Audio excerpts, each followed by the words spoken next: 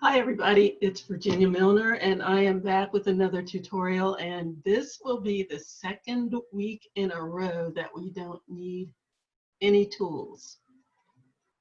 I'm going to show you something that's going to require tools later, but it's optional and you don't actually need them. So yay, no tools Friday.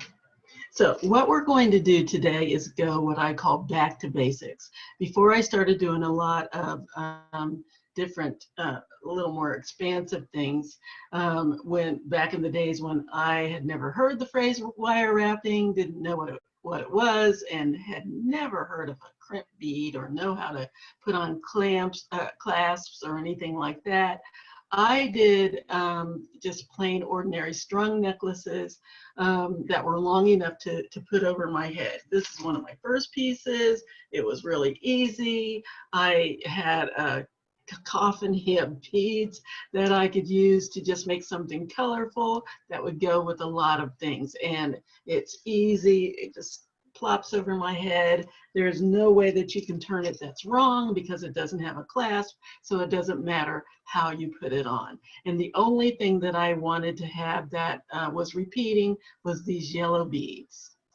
I have some other beads in there that repeat, but this was the only regular thing that you see throughout, and that just kind of gave it some focus. You can make an endless necklace with absolutely no focus, just a variety of beads, and it comes out beautifully. You can do it in minutes, and you don't need, again, any tools. That is the great part. All you need is some beads and some string. And there's the other really great part. Where's my string? There it is.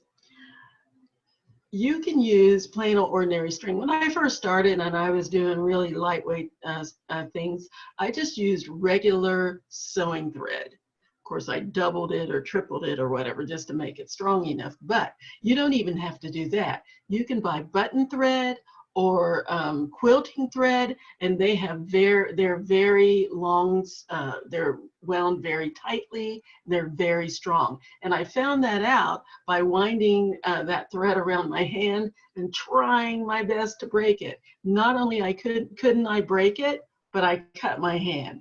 I will not be demonstrating that for you today because I don't want to cut my hand. So sewing thread, yes, but if you do, make sure you double your length at least or triple it in order to make it strong enough so that if you're around kids or anything, or if you accidentally stick your hand in your necklace and pull, it doesn't break. But I would really suggest using some quilting thread or some button thread. It comes on a spool just like regular sewing thread and costs much less than actual beading thread does, and it does the same thing. So, and it's easy to tie off. All you do is tie knots at the end to finish your necklace. It's the easiest thing in the world, and we're going to do one today. Again, with just some beads and some string, and let's do this. So the things that you're going to need are, for a 30-inch necklace, I would suggest giving yourself at least 36 to 38 inches so that you have plenty at the end that you can use to tie your knots. You don't want to give yourself just a couple of inches and then not be able to get in there and tie it. So give yourself about at least 36 inches, maybe 38. You might decide you have enough beads to make it longer if you want. But 28 to 30 inches is my rule of thumb for a necklace that you're just going to put over your head, because it depends on, well, how big your head is or whatever, how much hair you have. I have none, so I don't have to worry about that. And and how long you want the drop to be. So those are the things that you can look at. You can look at maybe a necklace that you already have, measure that, see how long it is, decide whether or not you want it shorter or longer. The biggest thing is that you must be able to get it over your head. Okay, so you've got your string, you've got a collection of beads that you're going to use. You need scissors, of course, to cut your string, and you need a ruler to measure your string. Again, for whatever length necklace you want, add 6 to 8 inches. So I have my 36 inches of string here. And what I'm going to do, oh, and the other thing is, they're usually made, they have very long threads in quilting thread and button thread. They're not those little short threads. So if you're worried about fraying that you get with normal sewing thread, you're not going to have that here because they're usually coated. And that helps keep the threads together. But if you're worried about that, put a little nail polish on the end of it, and that will stem the possibility of fraying. Just put the nail polish on it just a little bit, let it dry, and you've got the consistency of a needle. It's really neat. So I'm going to take my beads. This is going to be my focal bead. I have about 7 of these beautiful purple abalone shell beads that I'm going to use as a focal piece. I have 7 of those, and then I have 2 smaller ones that I'm going to use. So I've got 9 beads that I'm going to use as a focal. So I'm going to turn this down. Okay. And what I'm going to do, since I have 9 focal beads, I'm going to make it 30 inches long. 9 goes into 30 3 times, so which is perfect. So 27 plus another 3 inches. So what I'm going to do is about every 3 inches, I'm going to put one of my abalone shell beads. And then in between, I'm going to fill it in with these random beads that I have here. And what I've done was pick out some purple, all different shades of purple, violet, lilac beads, and then some clear or frosted, oops, I lost one, frosted beads to just give it some contrast. And I also have some little silver round beads to give it some shine. So I'm going to set up my abalone beads about every 3 inches or so. Put my glasses on so I can see. About every 3 inches. And then in between,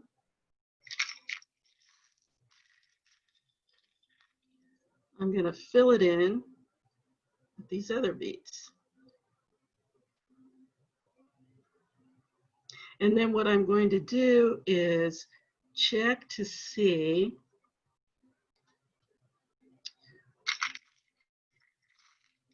whether or not I actually have my 3 inches, because when you're laying them out, oh, that's the other thing. You can use a beadboard for this instead of a ruler, but because we're doing no frills, and I did not have a beadboard, all I had was my little ruler or measuring tape. What you can do is just lay it out along your ruler to see how long it is. We are not doing any serious patterning in here, so you don't really need to worry about having something as anything technical. So let's go with this. Let's put another one of these clear ones in there. And yeah, there we go. Okay, so that's about 3 inches. And then let's go to the next section here. It's going to be turned this way. Put that one over there. I just threw a bead on the floor. Get back here. Okay. Okay, let's put that one there. Just to have something a little different. My silver one, a nice, ooh, this is gorgeous bead. It's a crystal. Let's put that up there, a nice crystal rondelle. Let's put you silver. Yeah. It's a nice bright purple one. And oh, there's a nice light colored one. Nope, I think I'll just go with something Here, that's a little smaller. And yes, I'm talking to myself. Something oblong here. And my small abalone. I think that's the right direction. Yeah, the hole is right there. This is a neat one. The hole goes in the side, out the back, in the other side of the back, and out the other side. You'll see that when I string it. It's pretty neat. Okay, there we go. So that's about 6 inches. So what I'm going to do, and here's another one that we're going to put on later. Yeah, may as well do that one too. Let's go ahead and do that. There. Yeah. Let's go there. That little guy. And that bright one. It's a lot of purple. I think I'll break it up. Another silver one.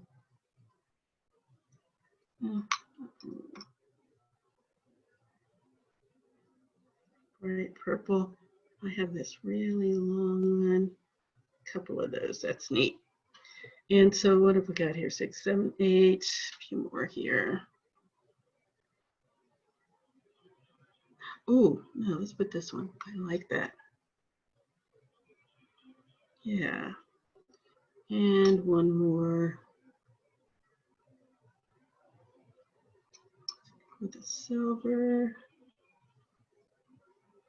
And this guy.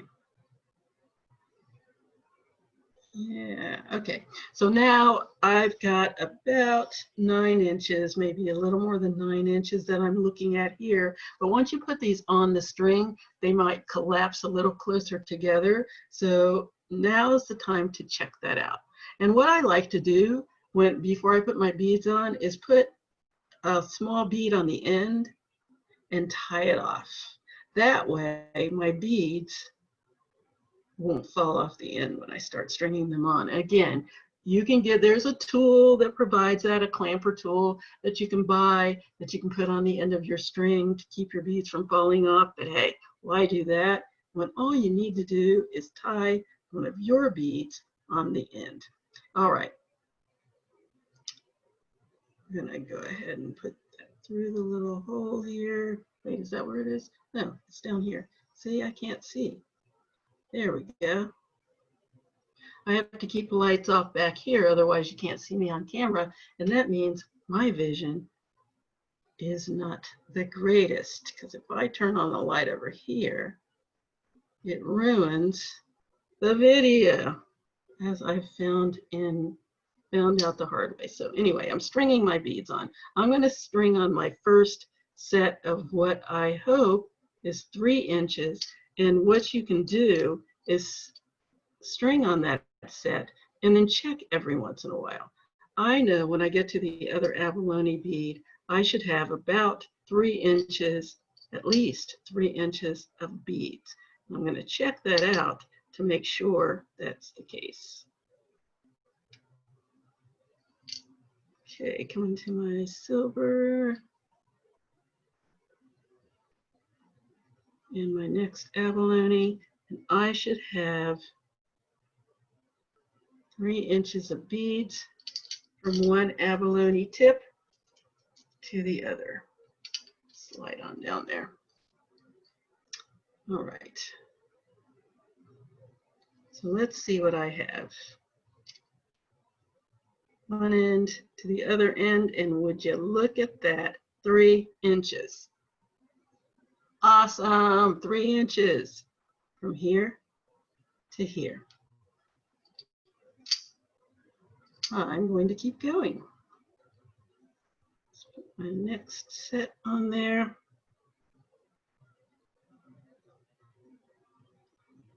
What I really love about these abalone shells that I have, and this came off of an old necklace. I just took it apart, found some other purple beads, and now I'm redoing it for you.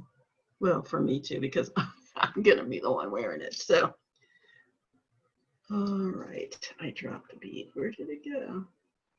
Oh, I don't know. Let's get another one. I dropped one of my silvers and it ran away from me. Okay. Where is the opening?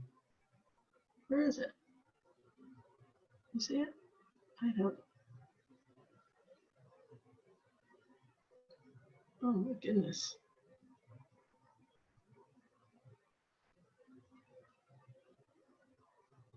All right, am I going to give up on you because I don't know where the open, is that it?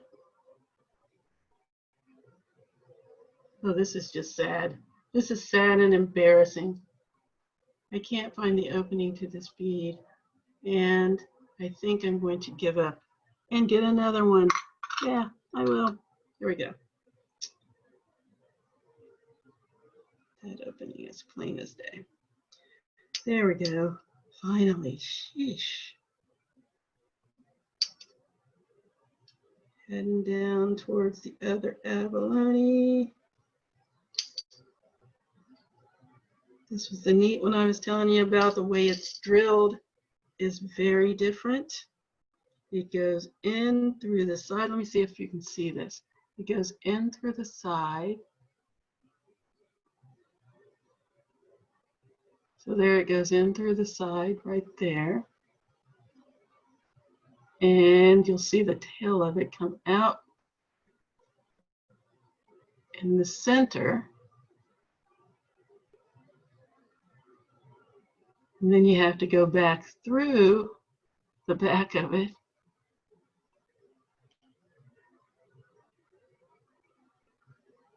And it comes out the other side. See that? Isn't that weird?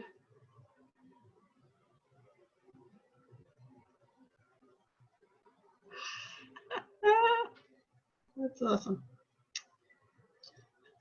I'm easily amused. What can I say? I've been locked up and, well, not completely, but I've been away from my people, all of you, for much too long, with only my computer to talk to, and it doesn't talk back.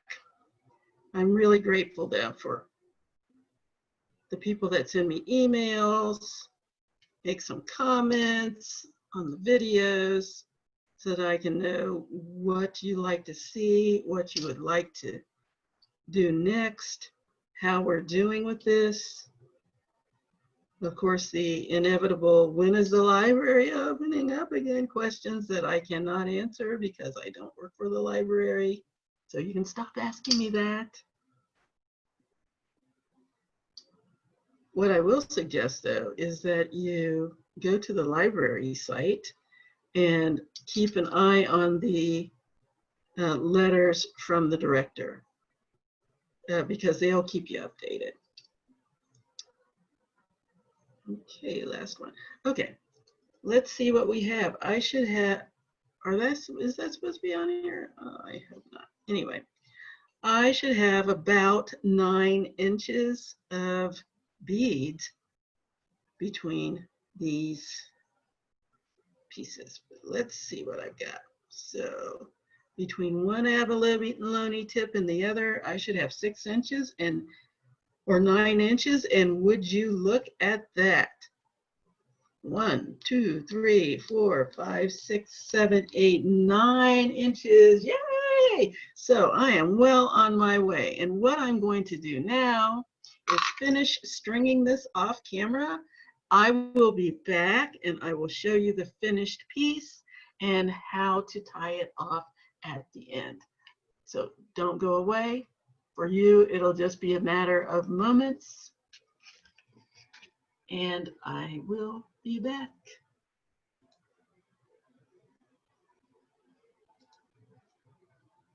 If I can figure out where the pause button did, there it is. Okay, I'm back with a complete beaded necklace, and it is beautiful. Look at that. Oh my goodness. So what I'm going to do now is show you how to finish it off. We're going to finish off our necklace. Oh, that's pretty. Very, very pretty. I love it. Let me show it to you. Okay. There's our necklace, my necklace. Ha ha ha. And so now what I'm going to do is show you how to tie it off. So here are my ends. I took the little silver bead off the end that I had tied on there to keep the beads from falling off, and I just incorporated it in the design. So now let's get it nicely tied off. So we're going to take our little ends and we're going to just tie them in a knot. Now I want to tell you a little trick. You need to be very careful to tie this very tight. And I mean really tight. You want to check your beads, make sure there are no spaces in between. Like just run your hand down there, make sure there aren't any gaps in the threads. Then you want to tie it very, very tight. So tight that it may actually be kind of bunched up a little bit. And I'll tell you why, because thread, any kind of beading thread has a tendency to stretch a little bit. So you don't want to wear it a couple of times and then wonder why you have these little spaces in between your beads that you're seeing all of a sudden. And one trick that I learned, I cannot remember who I learned it from years ago, was to, especially if you have heavy glass beads and things like that on your string, instead of tying it off right away, just tie the ends in a bow, hang it so that the bottom is suspended from any surface, and let it just hang there for 24 hours. Give it a chance for most of the stretch to come out of the string, and then tie it off after it's had a time to stretch out a little, a chance to stretch out a little bit. If you're making something with really tiny beads that aren't very heavy, you probably don't have to worry about that. But that's something that you can do in preparation, just so that you don't end up having to restring your whole necklace again. But again, just run your hand down the beads to make sure they're nice and tight on there. No gaps in between the threads. And then we're going to take our two ends and just tie an overhand knot, just a plain old ordinary knot. See, I'm pulling it nice and tight to make sure that there aren't any gaps. And see how tight that is? That's so tight down there that it's not even hanging straight right now. But by the time I tie my knot, it will have loosened up a little bit. So I'm going to tie a nice knot. And I'm going to lay it down so that it's not hanging and gravity is working against me. I'm just going to tie my knot. See that? I'm going to check again before I tie it tight. Make sure everything's nice and tight. Then tie my knot. And then tie it one more time just to give it some extra strength. Nice and tight. Then what I'm going to do is thread one end of my thread through the bead closest to it.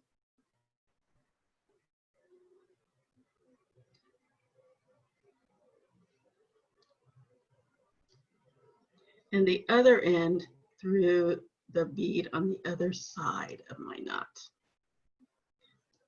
This just gives me a little extra security.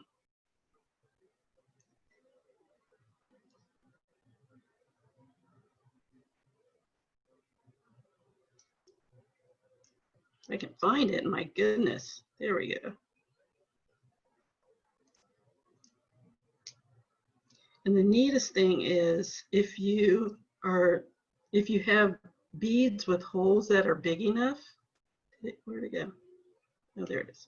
If you have beads with holes that are big enough, the knot will scoot down in between the bead and be hidden. Otherwise, it'll be hidden between the beads. But if the holes in the beads are big enough, you can scoot that knot down so that it's hidden in between. So I've got a couple of beads in between my knot, my first knot, and I'm going to make another knot. So I'm going to take one end of my cord, I'm going to wrap it to behind the beads until I have a nice little loop here. Then I'm going to bring that tail up and pull it through the loop.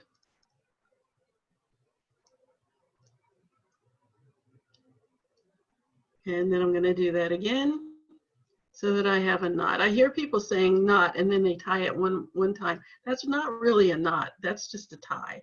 You have to really do a double tie in order to make it an actual knot. So that's what we're doing. Bring it up through my loop. Pull it nice and tight. Now I have a knot here and a knot here. I'm going to go to the other side, the other cord, and I'm going to do the same thing. I'm going to bring my thread back behind my beads, make a nice loop. Here's a nice loop here. Bring it under the beads and back through the loop.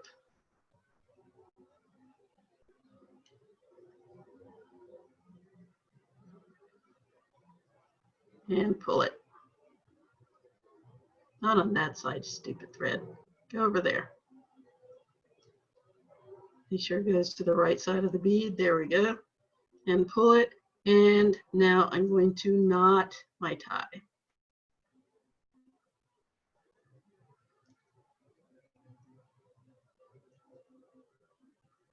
Make my loop.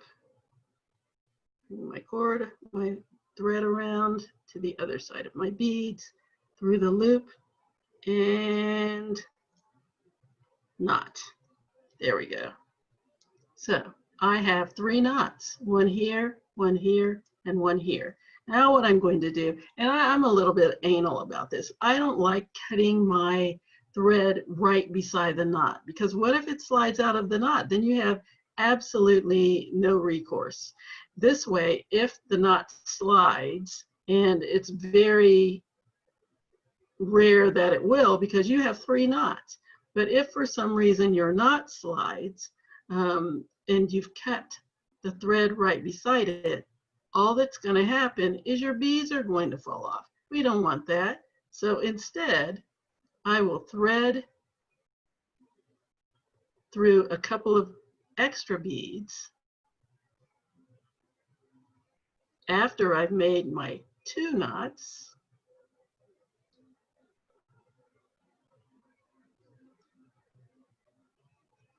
Here we go.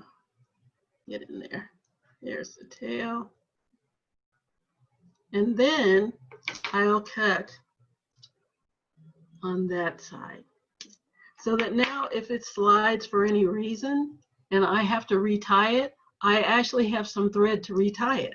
But if I've cut it off right by the knot, I have no option except to rethread the entire or restring the entire piece, which I would rather not have to do if that's not necessary. This way, I can just correct the error and not have to start all over. So I'm threading it back through 2 more beads. And now I'm going to cut. Now my first knot is here. I'm cutting it all the way over on this side and all the way over on that side. So I have this much thread left in case I need to retie it. There it is. It is lovely. Very easy to make. Like I said, it only takes minutes. Probably the thing that takes the most time is making your design, because you sit there and you ponder, you decide what you want to do, how you want it to look, etc., etc. Hold it up to your clothes in your closet, on and on and on. But for the most part, this is probably one of the easiest things to do. Now, oh, I put my finger, oh, I wondered what that was. Another thing I wanted to show you, for those of you who really feel more comfortable using a needle, that's absolutely fine. And you can go and buy a package of flexible needles that works really well with beading in the store. And it costs $3 or $4. I think you get 4 in a package. 4 to 6 or something like that in a package. So that's going to cost you about 75 cents to $1 per needle.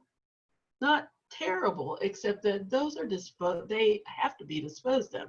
They're flexible, they're made of very, very thin wire, and once you use them, the little eye that the thread goes through collapses, so that you really have no choice but to throw it away. So there you are, $1 a needle, $1 every project. Make your own. I am very, very, very, very much an advocate of making your own if you can, and you can. So what you would need, and I know I warned you that you would need tools later if you decided to take up this option, but it's not a necessity. So what you would need is either 24, 26, 28, 30, 32 gauge wire. Again, the bigger the number, the thinner the wire. I would not go I would not go less than 24 because that will be too big for your needle. So I'm going to take about 8 inches, I think I have, of 24 gauge wire.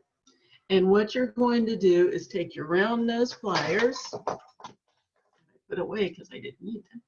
You're going to kind of fold this in half till your ends are meeting at the bottom.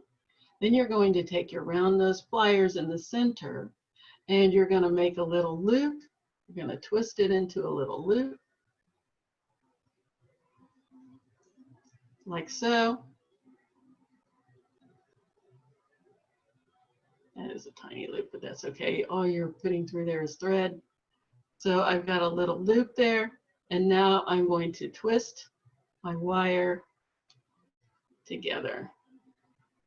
I just untwisted it because I switched hands, but that's okay. I can keep twisting until I get it back.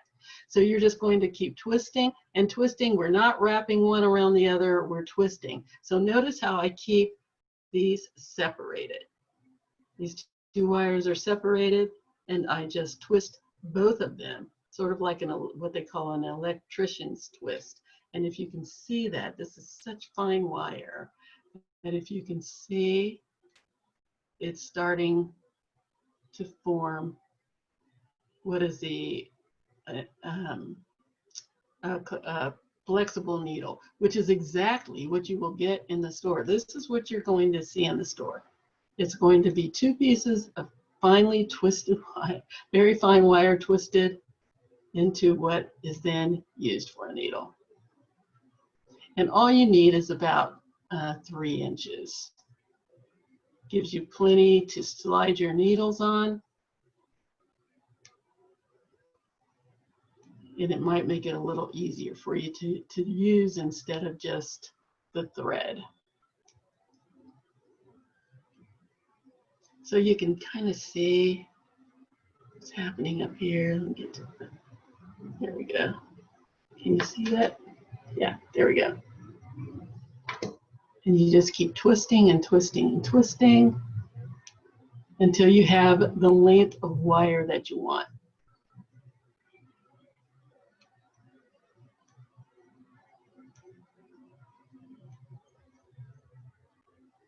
Or the length of the needle that you want, I should say. So I'm going to stop twisting. But you get the idea. That's the point. So there's my needle. I'm going to cut this off, and then I'll show you how it works. And if you have wire that's fine enough, you might be able to just cut it with scissors. Just know that you're cutting wire, and if you use your scissors, there's a very good possibility that you'll end up with some little nicks in your scissors. So it can work, but I would recommend using actual cutters. So I'm going to cut this off at about, what, 2 inches, I think this is. And now, folks, I have a flexible needle. Here it is. And here's how it works. You're going to take a piece of your thread, thread it through the eye just like you would do the eye of a regular needle, like so.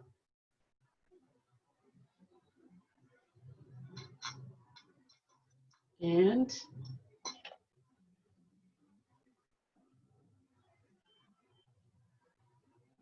there you go.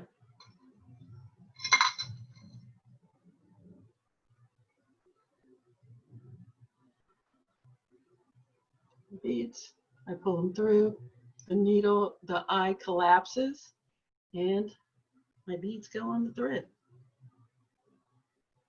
And then when I'm finished, you just take it off and you can see how the eye just flattened.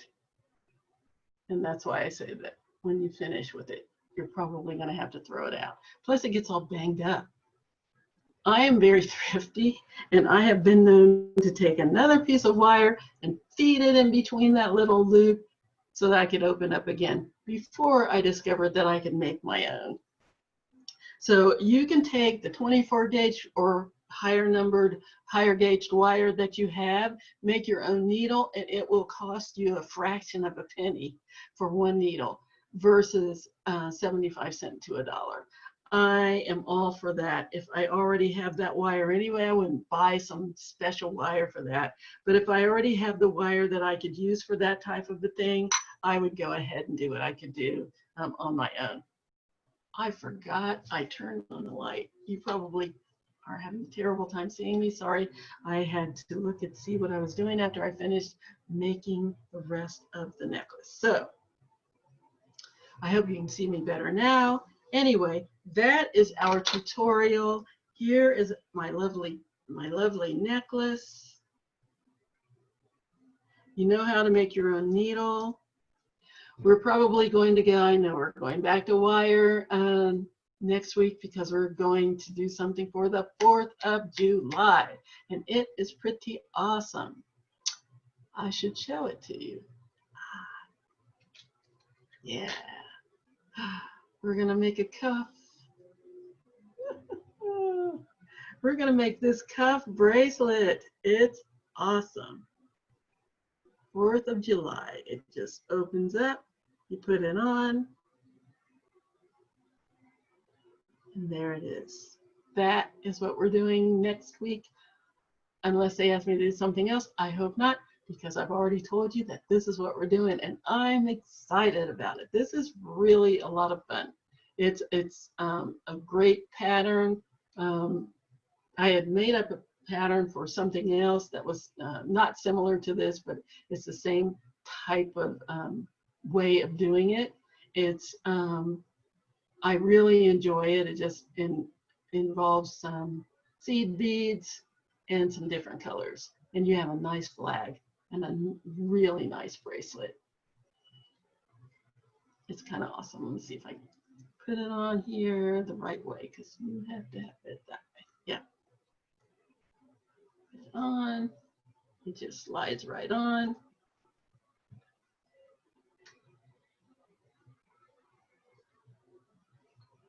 There it is.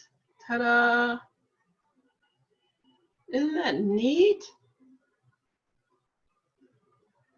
It doesn't require a clasp. You can put a clasp on it if you want to, but not necessary. I like this so much. And that's next week, so see you then. In the meantime, try to stay cool because, wow, it's hot. But I will see you next week, or you will see me next week. Take care of yourselves, everybody, and have a good weekend. Bye.